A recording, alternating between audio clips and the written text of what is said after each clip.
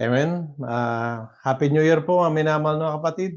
Happy New Year. Muli ay makabati sa inyo at Happy New Year po. salamat sa Panginoon na tayo umabot sa 2025 at taglay po yung bagong pag-asa, bagong biyaya, pagpapala na tatanggapin natin sa Panginoon. At salamat na tayo buhay. Buhay na buhay, lalo ng ating spiritual. At salamat na tayo pinagpala ng convention. At kahit nasa malayo tayo, ay tayo rin ay hindi lang naambunan. Tayo binusi ng Panginoon ang pagpapala spiritual. Kaya sa oras na ito, tayo po ay makadako rin sa pagpapayag kanya banal na salita. Dalangin niyo po mga kapatid itong aking unang pagtayo sa bagong taon at ito rin ang unang service natin sa 2025. Salamat na tayo pinagpala na sa pag-aaral kanina sa halimbawa ng pananampalataya galing kay Abraham at dalangin natin mga kapatid na ibubuhos ng Panginoon kanyang biyaya pagpapala sa atin. Hindi lang sa araw na ito, kundi sa taong ito. Alam ko na marami tayong iniiling. Marami tayong minimithi sa Panginoon at mga pangailangan, hindi lang sa mga bagay na may spiritual, pati mga financial, maging sa mga bagay na iba't iba pa, maging sa kagalingan ng karamdaman. Sa oras na ito, tayo po lahat ay tumayo at ating buksan, ating Biblia, dito po sa Aklat ng Lucas, ito po sa chapter 11, Lucas 11, dito po sa verse 9, excuse me, verse 9 hanggang verse 10. Sabi po rito, at sinasabi ko sa inyo, magsihingi kayo at kayo bibigyan. Magsihanap kayo at kayo mga kakasumpong, magsituktok kayo at kayo bubuksan. Sapagkat ang bawat humihingi ay tumatanggap, at ang humahanap ay nakasusumpong, at ang tumutuktok ay binubuksan. Tayo po sandali manalangin mga kapatid. Ang banal na pangyarihan sa lahat, pinupuri ka namin Panginoon. Napasalamatan ka sa iyong kadakilan, sa iyong buhay, sa kagandahan loob, sa iyong kahabagan at pag-ibig. Salamat Amang Diyos sa oras na ito na kami muli makadalangin sa iyo, makahingi sa iyo ng patnubay at basbas, pagpapalang spiritual. Sa oras na ito kami kakain muli na yung mga banal na salita. Siyang pagkain ng aming mga kaluluwa. Dalangin namin, Panginoon, na pagpalain mo, Amang Diyos, ang pagbigay ng mensahe. Pagindapatin mo, Amang Diyos, yung alipin na tinayo, bigyan mo nawa ng inspirasyon, karunungan ng gagaling sa iyo. Ay mabanal na salita na yung pag-aaralan. Bigay ng buhay at kalakasan sa iyong mga espiritual. Lakasan din, Panginoon, pag-asa sa aming mga buhay sa pananampalataya. Ito'y magbunga ng mabubuting gawa. Pagbigay ng kaluwalhatian sa iyo, Amang Diyos. Kaya, Amang Diyos, aming dinadalangin, mga bagay na ito hindi lang sa yung mga anak nandito sa online, kundi sa mga makikinig pa, Amang Diyos, sa iba't ibang lugar, sa mga darating na oras at araw. Na ang kinamin tagumpay ng gagaling sa iyo sa pangalan pa Jesus, salamat na langin.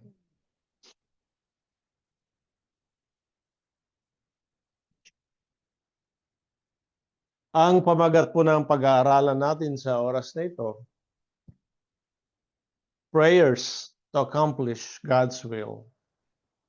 Mga kapatid, dito po sa Lucas, dito sa chapter 11, ito po yung the Lord's Prayer, ano po. At kung titignan dito sa verse 1, noong pagkatapos manalangin ng Panginoon, sabi ng mga disipulo, yung kanyang mga alagad ay sabi niya, Panginoon, turuan mo kaming manalangin.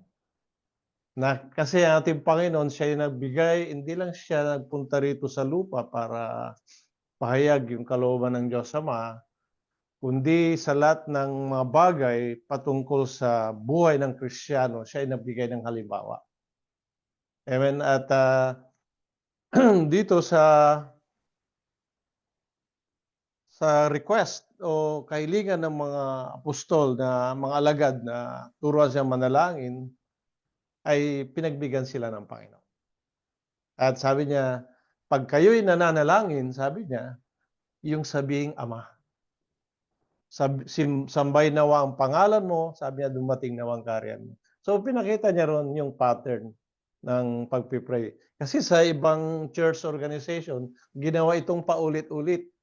So na-misunderstood nila itong sinasabi ng Panginoon dito. Pero sabi nga rito, yung sa una ng pananalangin dapat nakasentro una sa Diyos Ama na nasa langit. At ito kasi yung number 1 dito, tatlong agenda rito, yung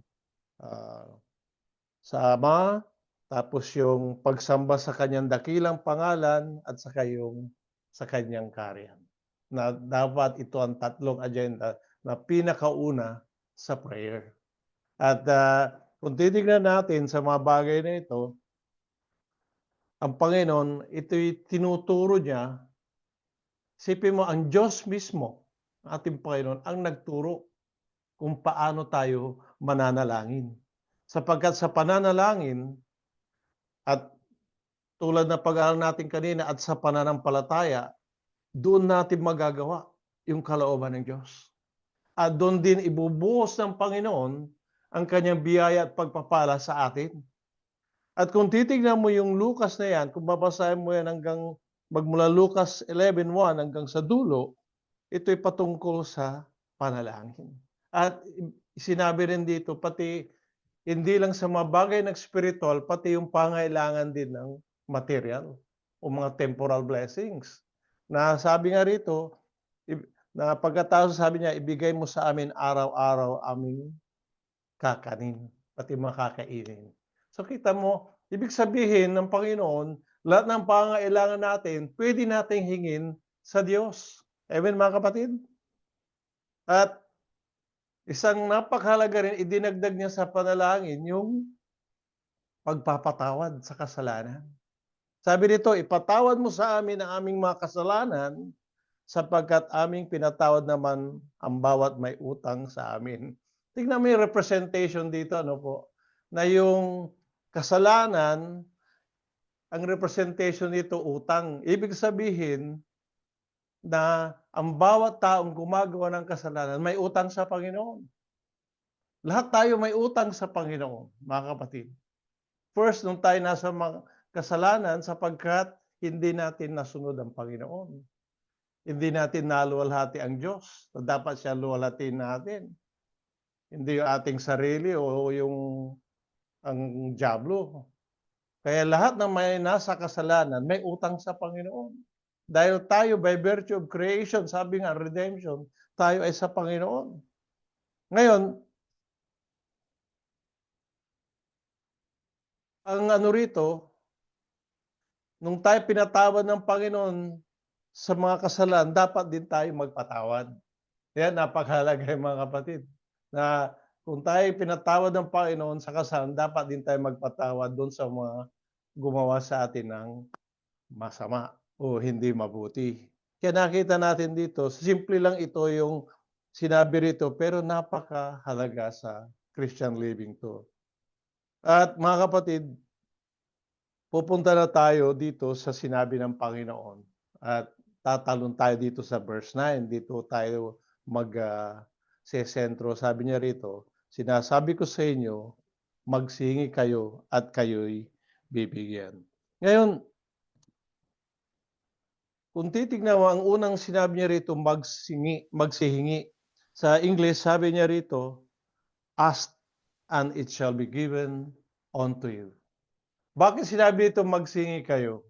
Unang-una sapagkat sinabi naman dapat tayo humingi sapagkat tayo ay mayroon palaging kakulangan.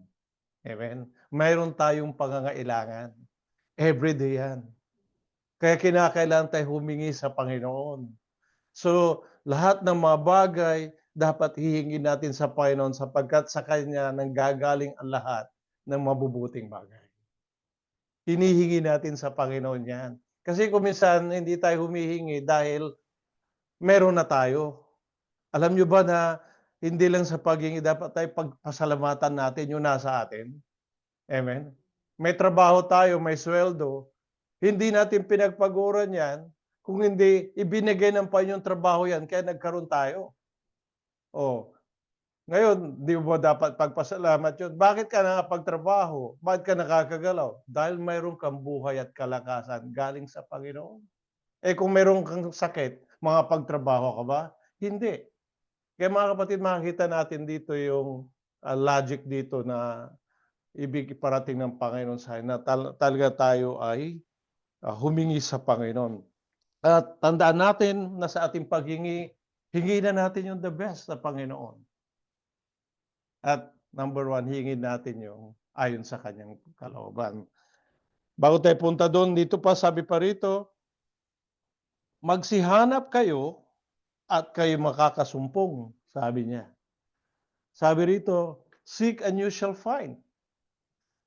Ngayon, bakit sinabi rito magsihanap?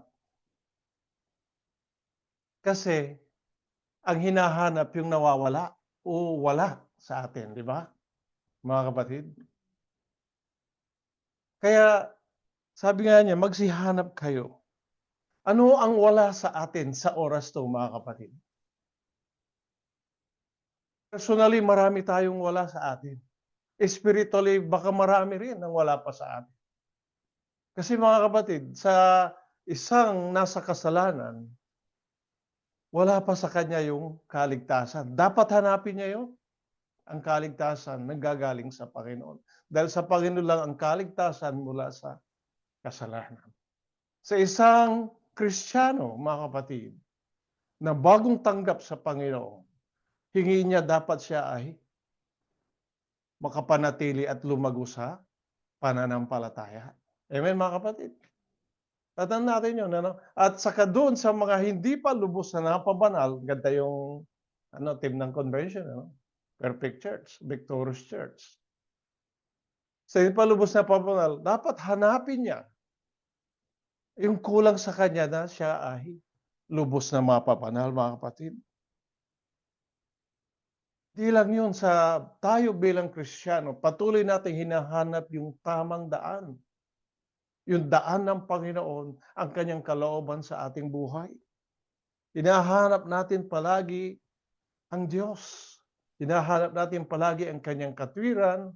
At higit sa lahat, sabi nga, hanapin niyo ang kapayapaan. At ang pagpapakabanal, kung dito ay, sabi niya, hindi niyo makikita ang Panginoon. Hanapin natin yung mga bagay na may bibigay ng kagalakan sa Panginoon at sa atin. Hindi natin hinahanap yung gulo sa buhay natin. Hindi natin hinahanap yung mga bagay na negatibo.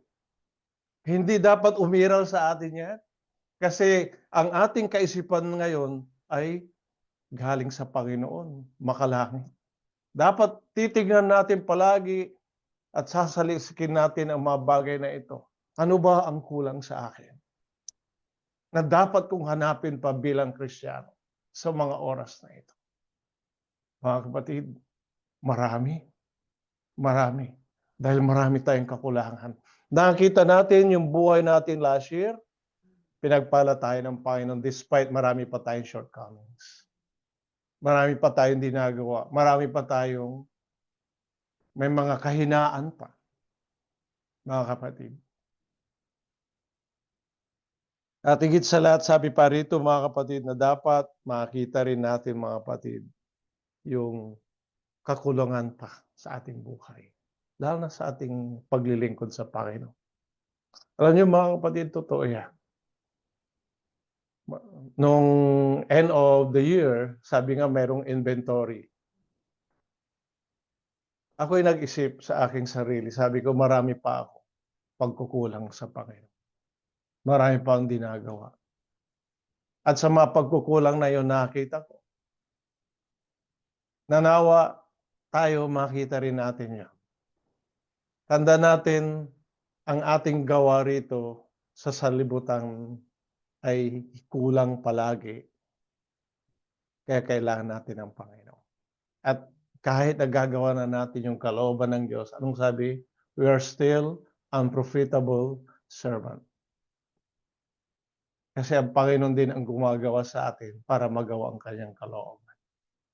At dito pa sinabi pa rito sa verse 9, magsituktok kayo at kayo'y bubuksan. Mga kapatid, yung mga bagay na ito, kala natin simple. Sabi, knock and it shall be open to you. Bakit kayo kakatok? Kasi sarado yung pintuan, mga kapatid. Kaya tutok-tok ka. Alam mo yung sino yung pintuan? Sabi sa Biblia, ang Panginoon, ako ang pintuan. Lahat, siya ang pintuan, lahat ay doon dadaan. Ibig sabihin, sa Panginoon lang ang kaligtasan.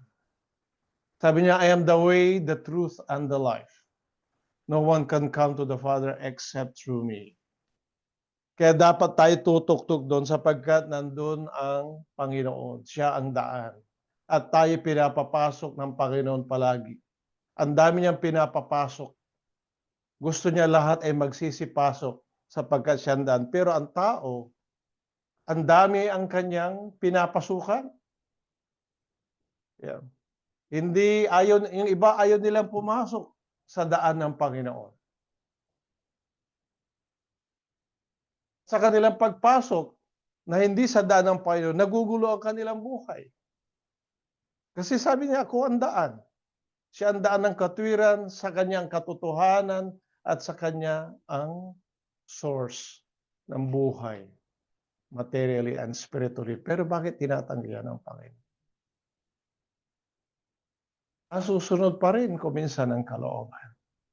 Hindi yung kalooban ng Diyos. Alam mo ba na yung pagpasok sa door, that is an opportunity to be blessed by the Lord. That's an opportunity. Binuksan ng Panginoon yan. So ibig sabihin, kaya sarado yan, kailangan mong kumatok. Kailangan mayroon kang willingness na kumatok doon. Kaya nga sarado, may hadlang. Kaya kailangan kumatok para ikaw ay bubuksan.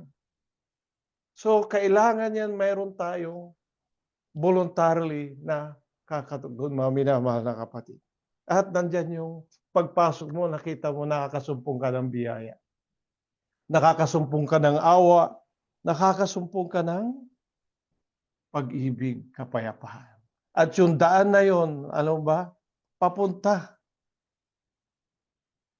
Ang Diyos, ang Panginoon, ang siyang daan, ito rin papunta sa kanyang trono. Kaya tayo lumalapit sa trono ng biyaya, di ba?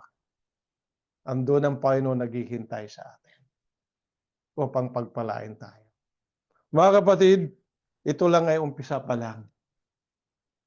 At dito sa ating pag-aaralan, mga kapatid, na tayo ay mananalangin ayon sa kalooban ng Diyos. Tayo mananalangin para to accomplish God's will. Dito pa sa verse 10, sabi niya, sapagkat ang bawat humihingi ay tumatanggap. Tingnan mo yung sinabi ng Panginoon dito. Hindi naman niya sinasabi na ibibigay lahat ng iyong hinihingi. Kundi ang bawat humingi ay tumatanggap, mga kapatid, ayon sa kanyang kalooban.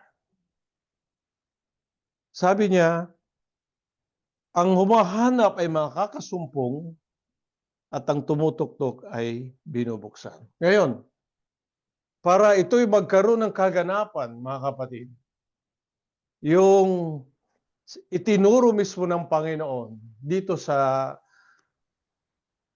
panalangin dito, na mas effective yung ating pananalangin, ito naman ay ito ating pag-aaralan, mga kapatid. Sapagkat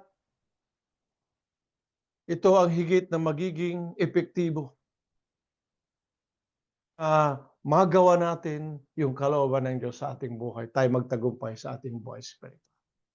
At kung ikaw ay nagtagumpay sa iyong buhay spiritual, alam mo naman, nandun yung kagalakan, kapayapaan, at mga kapatid, tanda natin, ito ang masasabi na pinaka dakilang katagumpayan na magagawa ng isang Kristiyano sa tulong ng Panginoon. At unang-una, babasahin natin kung ito po yung panalangin ni Haring David. Dito sa Psalms 51, excuse me. Dito po sa verse 10, mga kapatid. Psalms 51 verse 10, ang sabi po niya, likhaan mo ako ng isang malinis na puso, O Diyos, at magbago ka ng isang matuwid na espiritu sa loob ko. Sabi niya, create in me a clean heart and renew a right spirit in me. Mga kapatid, ito panalangin ni David. Bakit niya didalangin niya? Alam niyo ba na si David siya'y masunurin sa Panginoon dati. Pero nung naging hari siya nagkasala. At nadama niya yun. Alam mo mga kapatid, tulad ng sabi ko kanina, ito ang unang dapat dalangin ng isang nasa kasalanan. Mga kapatid, na ang Panginoon ang maglikha sa atin ng isang malinis na puso. To create, ibig sabihin, magbigay ng bagong puso. Dahil yung kasalanan, ang pusong nasa kasalanan, hindi siya Panginoon yun, sa diablo. Kaya kailangan yung bagong puso ay manggagaling sa Panginoon na ito ay malinis. Mga kapatid, ito dapat ang mananatili sa isang Kristiyano na magkaroon siya ng malinis na puso. Sapagkat ang puso na marumi, mga kapatid, putol ang relasyon niya sa Panginoon. At higit sa lahat, ito ang magiging hadlang na hindi niya magawa ang kalooban ng Diyos. Totoo pa yung mga kapatid. At ang isang napakaganda dyan, sabi niya, magbago ka ng isang matuwid na espiritu sa loob ko. Alam niyo ba na ang kalinisan ng puso ay nanggagaling sa Panginoon upang ikaw ay maging matuwid sa harapan ng Diyos at sa harapan ng tao? At ito ay nasa loob ng iglesia na hindi nawa makita sa atin, mga kapatid. Na hindi tayo maging matuwid, na wala tayong matuwid na espiritu. This is a spirit. Kung may malinis ang puso mo, tiyak ang espiritu may matuwid. Sa harapan ng Diyos, sa harapan ng tao. Sa pakikitungo mo sa iyong kapatid sa Panginoon. Matuwid. At tatandaan natin, palagi na ipinapangaral yung kabanal, kalinisan. Mga kapatid, napakahalaga yun. Hindi basta doktrina lang yan. Iyan ang way of life ng Christian. Ngayon, ito'y para sa ating lahat na hindi lang natin marinig, maaralan, kundi maranasan natin. Na tayo may magkaroon ng malinis na puso at tayo ay mayroong isang matuwid na espiritu sa loob. At iyon ang nakakapagbigay, mga kapatid, ng kalahatian sa Diyos. Sapagkat nalulugod ang Diyos na makita niyang kanyang anak, mayroon silang malinis na puso. Bakit, mga kapatid? Sapagkat ginawa niya yun. Ito'y gawain ng Diyos, ngunit ang Kristiyano dapat ay maging masunurin, na ipalinis ang kanyang puso. Amen, mga kapatid? Kaya nga sabi nga, sinong naligtas? Sabi niya, lahat nagtayo. Sinong napabanal? O di mahirap magtayo kasi alanganin. Ngayon, ito'y ipinapangaral dahil, mga kapatid, mayroong nasa kasalanan, mayroong na-backslide, mayroong carnality. Kaya ito ang sinasabi rito na pinakauna, para magkaroon ng tunay na fellowship o pakikisama natin sa Diyos at sa ating mga kapatid. Mga kapatid, ito ang number one.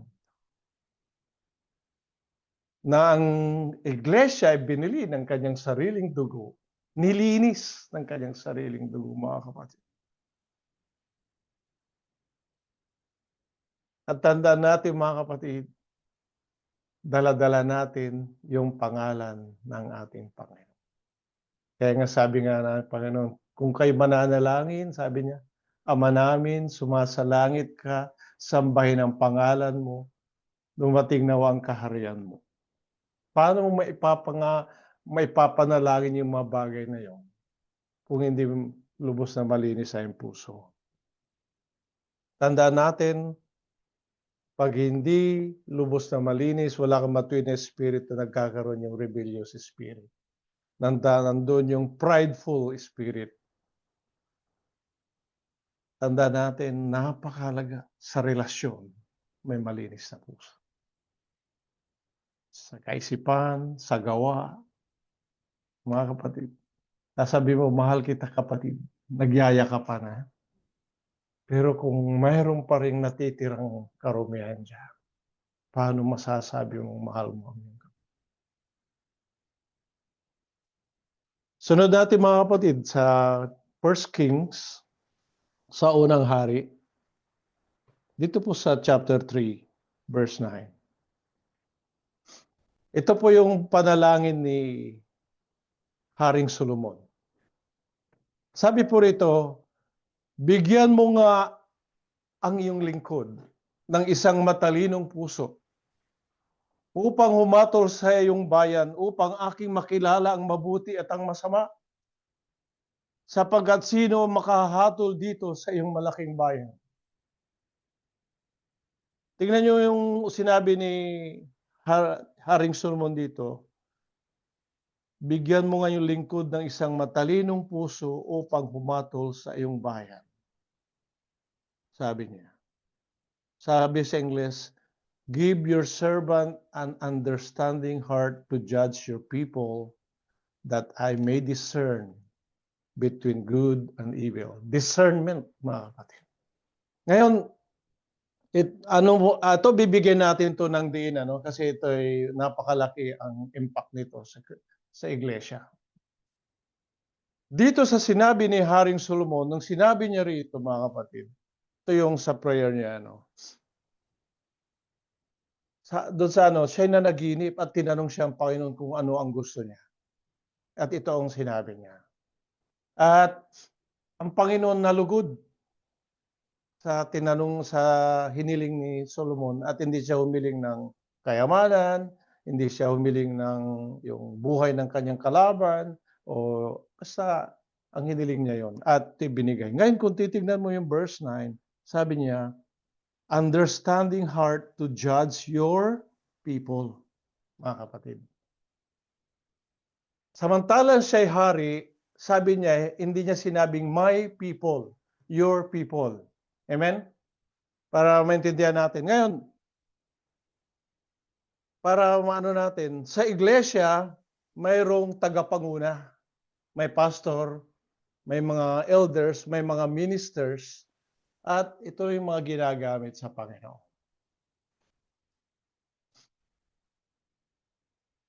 Amen ba tayo dyan, mga kapatid? Ayun. Bakit natin sinasabi ito? Kasi kailangan na mga ministro o pastor o lahat ng tumatayo sa pulpito, ito mga kapatid, yung wise and understanding heart. Amen, mga kapatid? Kasi, sabi rito, to judge your people. Ngayon, kaya natin to sinasabi, mga kapatid, sapagkat napakahalaga yan sa buhay ng isang Kristiyano na hindi lang sa mga tagapanguna o ministro. Dahil kung paano ito ipinipreach dito sa pulpito, ito rin ang magiging dapat na i-apply natin sa buhay sa araw-araw. Amen, mga kapatid? Kailangan magkaroon to ng application sa atin. Alam niyo kung bakit? Sa pagpipreach ng salita ng Diyos, iba-ibang tumatayo, iba-ibang pastor, iba-ibang ministro, nung nakita yung convention, iba-iba yung style ng preaching nila. Amen? Anong nakita doon sa preaching? May tatlong klaseng preaching na nakita natin doon. Unang-una yung intellectual preaching. Yung intellectual preaching ay nakabase doon sa malalim na pag-aaral ng salita ng Diyos. Pati paggamit ng mga scriptures, doctrinal, nandiyan lang niya. That's intellectual preaching. Pangalawa, yung moral preaching. Ito po ay nakapatungkol doon sa Diyos. Na we're under moral God and the moral law or the government of God under moral law, mga kapatid. Ibig sabihin na kailangan natin ito ay sumunod. Sumunod doon sa mga palatuntunan ng Panginoon. So mayroong patungkol doon na nagpipreach yung righteousness and holiness of God. Yan ay pinipreach yan. Yung isa, yung emotional preaching. Makita mo yun kasama ang emotion. May mga nagpipreach ng ganon. At kasama yung luha. May pag-iyak. Si Pablo, naiyak siya sa pipipreach niya At dito sa emotional, bakit siya naging emotional? Kasi pinagpipreach niya yung pag-ibig ng Diyos. Amen? Yung kanya love and mercy and grace. Dito natin to ipinipreach. Ngayon, sa tatlong yun, mga kapatid, bakit kinakailangan yung tatlong yun? Yung tatlong yung ginagamit ng Panginoon sa gospel, sa pag-preach. Alam niyo kung bakit? Meron tatlong klaseng nakikinig ng salita ng Diyos. Yung matatalino, yung emotional, at saka yung moralist. Ganon din ang nag-preach. Meron tatlo. Bakit? Tingnan niyo yung nature ng tao. Ang Diyos ay naglikha ng tao ayon sa kanyang nature. Matalino ang tao. Mayroon siyang unlimited knowledge.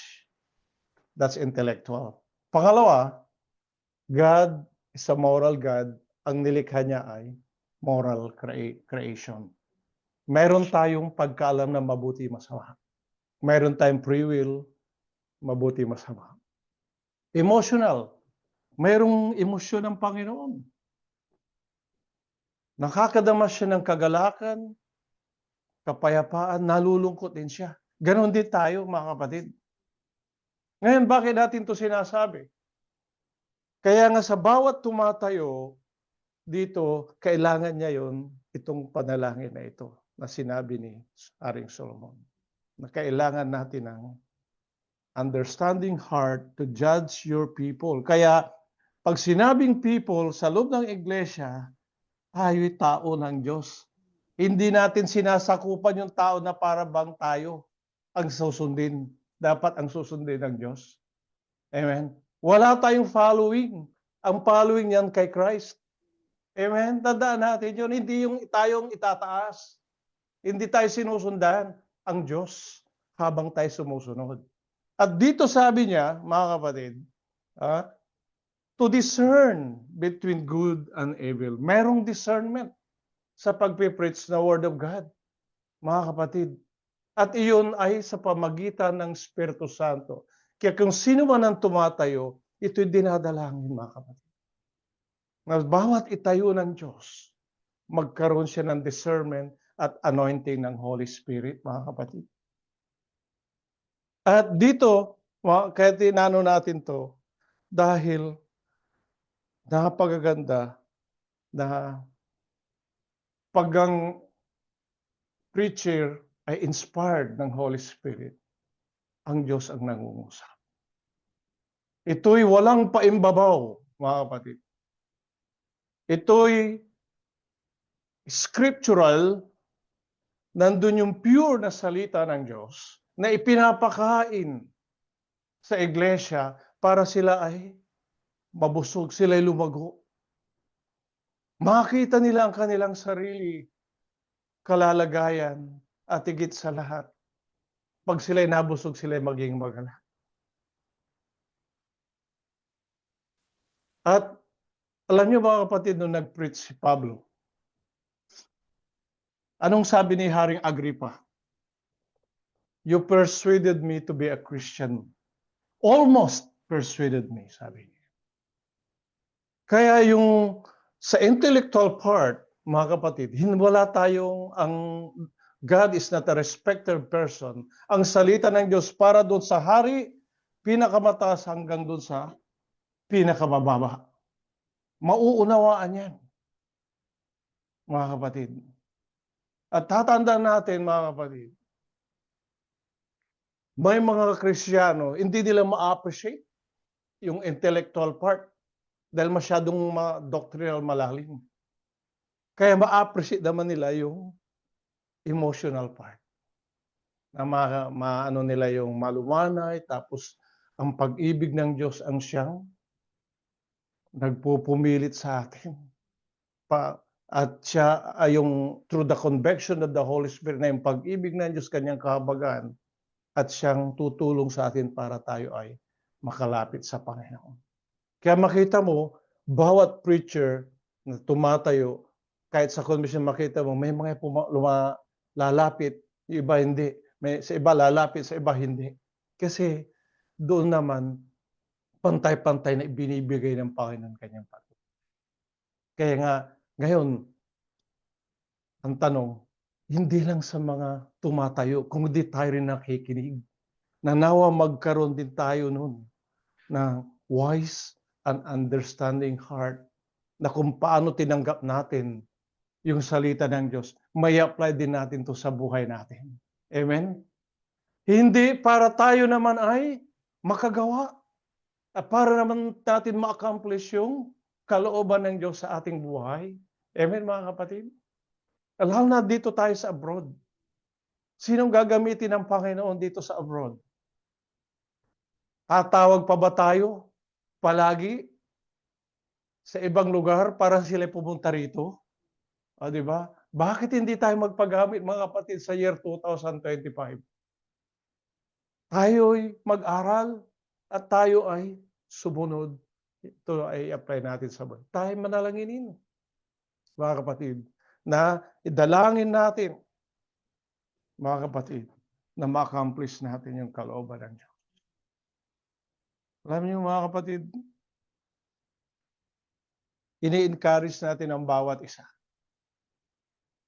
Ngayon, kung sabihin natin tayo'y mahina pa mag-preach, wala tayong kakayahan, mag-aaral tayo. Amen? Mag-aaral tayo. Kaya nga sabi doon, study to show thyself approved unto God. Mag-aaral tayo. Kasi kung hindi tayo mag-aaral, wala tayong i-preach na masustansya.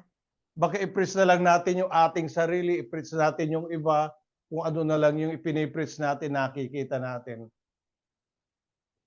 Mga kapatid, sa pag-preach, handaan nyo, kayo nangungusap para sa Panginoon. At mayroong pananagutan ang preacher, ang minister, kung hindi niya may preach na tama yung salita ng Diyos. We are accountable with that, mga kapatid.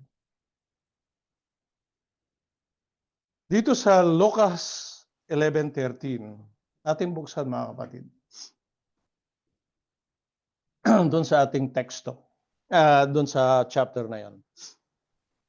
Sabi niya, kayo nga bagamat masasama, ay marunong magbigay ng mabubuting kaloob sa inyong mga anak.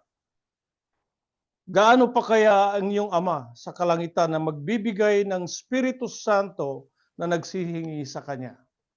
Mga kapatid, you ask for the Holy Spirit. Always. Bilang Kristiyano. Yan ang natin. To guide us in prayer. Number 1 yan. To guide us. Alam mo, mga kapatid, nung anniversary pa, nung convention, sabi ko, ano kayo ipipreach ko sa New Year? Ang daming pumapasok, hindi ko alam. But I have to pray. Sabi niya, guide us in prayer in our walk of faith, in our service, in whatever we do, how we serve God. Bakit natin kailangan ng Espiritu Santo? Sapagkat kung walang Espiritu Santo, mga kapatid, tayo lang ang gagawa. Kailangan natin kasama ang Diyos para siya mag-lead sa atin. Kaya kailangan natin yung anointing. Bakit yung anointing? With anointing, you with power and ano pa? Wisdom. With power, wisdom, and grace. With love, sincerity, and obedience. Mga kapatid, sabi kanina, clean heart. Para yung puso mo ay perfect sa harapan ng Diyos. At sa Espiritu Santo, siya ang nagbibigay ng gifts. Di ba? Kailangan natin yung gifts of preaching, yung gift of teaching, yung gift of charity. Ang daming gift yan. At yun ay binibigay sa church. Oo. Diba, mga kapatid? We have to ask in prayer the best of gifts, which is the Holy Spirit, mga kapatid. At isang napakaganda, mga kapatid, na sa ating paglilingkod, makikita nila ang Espiritu Santo gumagawa sa atin. Sapagkat ito'y tama, ito'y matuwid, ito'y malinis. Maaaring may mga iba pang tutulig sa sayo. Mga kapatid, hindi nila mapupulaan pag ikaw ay nasa katotohanan. Hindi nila mapupulaan pag ikaw ay nasa katwiran. Hindi nila mapupulaan pag ikaw ay matuwid sa Panginoon. Tandaan natin yan. Tandaan natin na sa ating paggawa sa Panginoon, sabi niya, we have to do it according to God's will. Sa napakagandang binigay ng importansya ng Panginoon. At dito sa Mateo 26, verse 39, mga kapatid.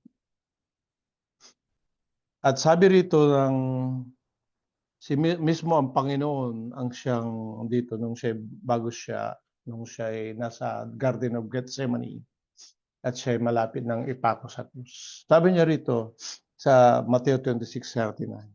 At lumakad siya sa dako paron at siya nagpatirapa at nanalangin na nagsasabi, Ama ko, kumbaga maaari ay lumampas sa akin ang sarong ito. Gayon may wag ang ayon sa ibig ko, kundi ayon sa ibig mo. Mga kapatid, tingnan mo yung example dyan. Yung sabi niya, lumampas sa akin ang sarong, yung cup of suffering, di ba? Siya pahihirapan dyan, ipapako sa krus hanggang sa mamatay. Ngunit sabi niya, gayon mo ay wag ayon sa ibig ko, kundi ayon sa ibig mo. Sabi niya sa English, napakaganda, sabi niya, nevertheless, not as I will, but as you will. Mga kapatid, kung ang Panginoon sa oras na yon, sa Garden ng Gethsemane, mas idinalangin niya yung kalooban ng Ama kaysa yung kalooban niya. Ngayon, nakita natin dito yung reflection dito na kailangan makita rin sa atin yung submission. We have to submit to God's will. At dito, nahaharap siya sa kahirapan. Nahaharap siya sa tiyak na kamatayan. Kuminsan tayo rin ay nakaharap dun sa mga problema. Nahaharap tayo sa alanganin, nahaharap tayo sa tukso. Maraming mga bagay dumarating sa atin. Iba-iba yun. Pero anong dapat natin gawin? Tayo ba'y nagpapasalamat lang sa biyaya at pagpapala? Kuminsan dapat din tayo magpasalamat. Na kung dumating yung mga pagsubok sa ating sa buhay, mga kapatid, ang sabi natin, kung ito'y kalooban mo, Panginoon, hindi aking kalooban na masunod, kundi ang kalooban mo. Mabigat, di ba? Pero totoo yan. Alam niyo mga kapatid, bakit natin 'to sinama? Sapagkat sa pagsunod sa kalooban ng Diyos, nandun yung katagumpayan. Amen mga kapatid? Nandun yung katagumpayan, nandun yung katiyakan. At ang Diyos, tandaan niyo yung omniscience ng Panginoon. Nalalaman niya lahat. At nalalaman niya ang mas mabuti sa atin at magaling sa atin. Kaya idinadaan niya sa atin yung mga pagsubok o anumang tukso, anumang kahirapan natin dinaranas. Tayo mga kapatid ay na magtiis para sa katwiran. Hindi tayo magtiis upang magkasala. Pagtiisan natin. Ngunit ang tandaan natin mga kapatid, hindi naman tayo iniiwanan ng Panginoon. Nakailan naman sabi niya, hindi ko iiwanan, pababayaan. At dito natin makikita na napakaganda pala ang kalooban ng Diyos. Gusto kong bumalik doon sa 2 Timothy 2:15, yung ating binasa kanina. Basahin natin yun. 2 Timothy, dito na lang. Chapter 2, verse 15. At sabi rito mga kapatid, pagsikapan mong humarap na subok sa Diyos, manggagawang walang anumang ikahiya na gumagamit ng matuwid na salita ng Diyos. Ayan, anong nakita natin dito? Na dapat tayo maging masikap sa Panginoon. Hindi tayo maging masikap sa mga bagay na hindi nagpapalago ang ating pananampalataya. Hindi tayo maging masikap sa mga bagay na hindi makapagbigay ng kaluhatian, kaluguran sa Diyos. Ngayon, sabi rito, manggagawang walang anumang ikinahihiya. Mabigat yan, ano? Mabigat yan. Yung kung sa loob ng iglesia, merong mga bagay bang ikinahihiya dito. Isa lang ang nalalaman ko na dapat natin ikaya kung mayroon tayong kasalanan. Mayroon tayong kasalanan sa Panginoon. Dapat lang tayo mahiya. Kung mayroon tayong kasalanan sa kapatid, dapat lang tayo mahiya. Dapat lahat yung mawala lahat. Tandaan natin. Kaya sabi rito, para wala tayong dapat ikaya, dapat gumagamit tayong matuwid na salita ng katotohanan. Tayo gumagawa ayon sa katotohanan. Tayo gumagawa ayon sa katwiran ng Diyos. At tatandaan nyo, sa panalangin natin, na makamtan natin, magawa natin yung kalooban ng Diyos. Isang bagay ang tiyakin ng Panginoon, matiyak natin sa Panginoon, na dapat yung ating panghalang ay nananatili nakasulat sa aklat ng buhay. Amen ba mga kapatid? Dahil walang kwenta ang mga bagay na ito na ginagawa natin kung yung ating pangalan doon ay mawala sa aklat ng buhay. Kaya sa ating paglilingkod mga kapatid, nakatingin tayo saan? Hindi lang dito kundi sa itaas. Nakakatingin tayo doon saan? Sa buhay na walang hanggan, sa eternity. Sapagkat ang Panginoon, magmula sa umpisa hanggang sa wakas. Di ko alam kung natatandaan nyo pa yung preaching natin na mas maigi yung wakas kaysa yung umpisa. Yung wakas, sapagkat ikay nagtagumpay, nandoon ka na. Yung nag-umpisa, nagtagumpay ka, pero sa huli, ikaw ay hindi nagtagumpay, di pupunta ka rin sa kapahamakan. So mga kapatid, napakahalaga yan. Kaya kung titingnan natin mga kapatid, yung mga pagtitiis, mga hirap, matinaranas natin kuminsan. Ay maliit lang na bagay yan kung i-compare mo dun sa naghihintay sa atin yung buhay na walang hanggan. Amen ba mga kapatid? Tandaan natin, nasa year 2025 tayo. Idinating tayo sa Panginoon sa 2025, pero hindi natin alam kung kailan babalik ang Panginoon, kung this year o sa masusunod pang taon. Ang importante, madaanan tayo ng Panginoon, mga minamahal na kapatid, na ginagawa natin ang kanyang kalooban. Tayo masipag sa babagay na tayo tunay na naglilingkod sa Panginoon. At tandaan natin na ang Panginoon kailanman hindi naman tayo pagkukulangin. Amen, mga kapatid. Wala tayong problema na hindi masosolve ng Panginoon. Walang, sabi nga, pangangailangan na hindi maibigay ang Panginoon. Pero kung minsan, at kung minsan kadalasan, tayo humihingi sa Panginoon, pero bakit hindi binibigay? Ang tanong, bakit hindi binibigay ng Panginoon? Kasi unang-una, hindi pa panahon. Pangalawa, mas nakakabuti na hindi niya ibigay sa atin dahil mas magandang bagay na nakalaan para sa atin. Later on, marirealize mo, kaya pala, hindi binigay yung aking kahilingan sapagkat mayroong pang hinanda ang Panginoon na mas maganda. Kaya nga sabi nga ng Panginoon, maghintay kayo. Sinabi niya, maghintay kayo. Maging yung sa Espiritu Santo, sabi niya, maghintay kayo hanggang kayo makasangkapan ng kapangyarihan mula sa itaas. Mga kapatid, kailangan natin Espiritu Santo sa lahat ng oras. Kaya napakahalaga na bagamat ito'y binigay na halimbawa ng Panginoon tungkol sa pananalangin, pero sa isang Kristiyano, napakahalaga yan sa buhay natin. Na tayo manalangin palagi ayon sa kalooban ng Diyos.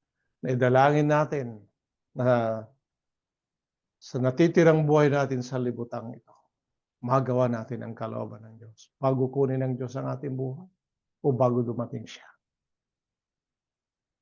Tayo ay accountable sa ating sarili sapagkat mayroon tayong sariling pagpili. At mayroong alternative ang choice. Tandaan nyo yan. Mayroong alternative ang choice at kung minsan, mas pinipili natin yung alternative kaysa ang Panginoon. Kaya tayo ay nagkakaproblema. Kaya salamat sa Panginoon na tayo tinuturuan na piliin palagi ang Panginoon at ang kanyang katwiran. Kaya mga minamahal na kapatid, pagpalain ng kanyang mabanal na salita at nawa'y pinapagbigay din ng kalakasan sa bawat isa sa atin. Kaya binabalik ko na kay Sister Bell ang pulpito.